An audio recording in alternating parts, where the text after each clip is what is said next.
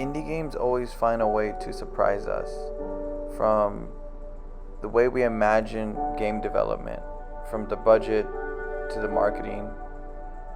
It's always surprising to see a team or even one person pull off something amazing, something that makes us question what a video game can be. And with this one, A Space for the Unbound, the developers Mojikin definitely hit a sweet spot.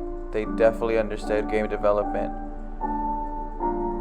And with that, we begin our review of A Space for the Unbound. My name is Christian, and before we get into the video, if you guys can please do me a favor and like and subscribe down below. That way we can continue reviewing indie games like this and all future projects. Thank you. A Space for the Unbound is set in 90s Indonesia. As someone who has never lived in the area, I can only assume that the world the picture art portrays is accurate, as the immersion I felt when playing the game felt truly genuine. I knew going into this game that it would have a deep narrative, but I don't think I truly understood how deep it would be until I booted up the game and a message from the developer shows up on the screen regarding mental health awareness. The game opens up innocently enough to a kid's storytell, where we're introduced to two protagonists, a young boy and a young girl. You're shown that they are co-writers into this children's book, and then the game sets you on your way with trying to find an ending to the book. Saying more will become spoilers, so we're going to leave majority of the story stuff with just that. The game has you play as the male character named Atma, as you roam around a 2D version of rural Indonesia. 5 minutes into the game, and I'm immediately impressed by the amazing soundtrack that's complemented by the beautiful pixel art they chose to use. The dialogue in this game is masterfully written. I don't know these two characters. It's my first time meeting them, yet I understand how important they are to each other, how close their bond is, and how important they'll be in the future of this game. The game will have you use a mechanic known as space diving, where you'll dive deep into the thoughts of characters. You'll understand the root of their problem and what motivates their actions. In the segments where you space dive into characters' thoughts, you will see what's troubling them in the real world. You'll be tasked with puzzles and objectives that'll help you understand these characters more and what are driving their motives. For example, the pastry chef who needs help figuring out her future, or the little boy who's trying to outweigh whether the delicious taste of chocolate is better than the healthy options his mother wants him to eat. This game is unapologetically direct with its subject matter, when it ranges from bullying to not fitting in, or to not being certain about what the future holds. A Space for the Unbound does not shy away from these topics. Instead, it dives deep in and asks the questions that we all think and all wonder. The game loves to blur the line between imagination and reality, consistently keeping the audience on their toes, not knowing what's going to come next or what's really going on. The moment you think you truly understand what's going on is the minute the game zags or zigs. The gameplay is best summed up as a 2D point-and-click adventure game.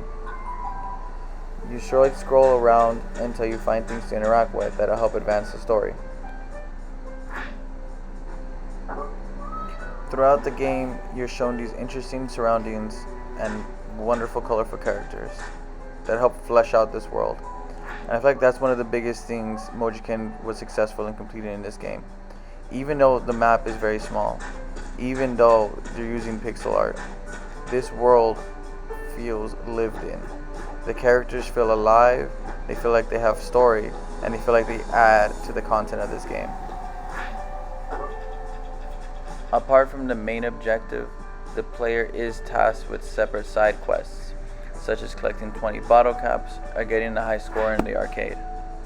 Now, even though they're rather small, these little side quests do help break up the gameplay and break up the pacing of the story in a way that might otherwise feel mundane.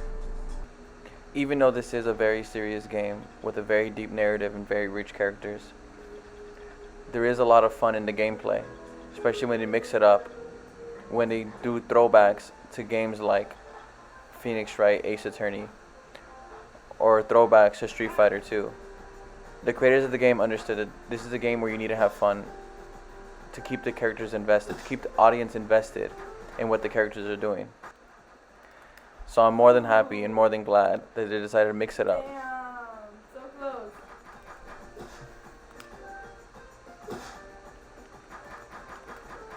Ooh. Fuck.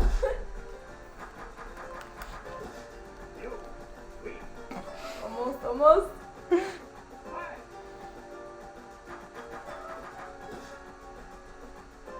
Fucking, that's hard.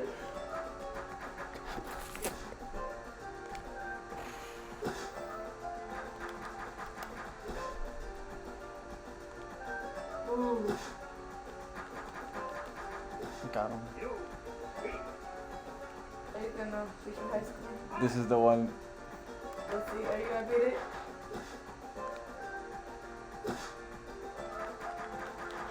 Fuck. After completing the game, I couldn't help but look back with fond memories and a little bit of nostalgia, which is a crazy thing to say about something you only just completed. After everything, I'm grateful that Mojikin was able to complete this project, and I can't wait to see their next project. I look forward to see what they do next. Want